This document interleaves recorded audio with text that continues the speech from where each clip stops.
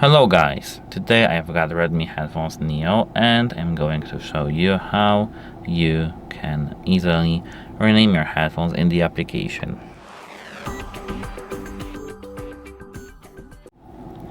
To rename your headphones in the application, you need to at first enter this application, of course, which is called Xiaomi Earbuds.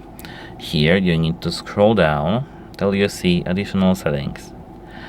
Tap rename earphones right here, and now you can modify your name. Once you are done, tap rename.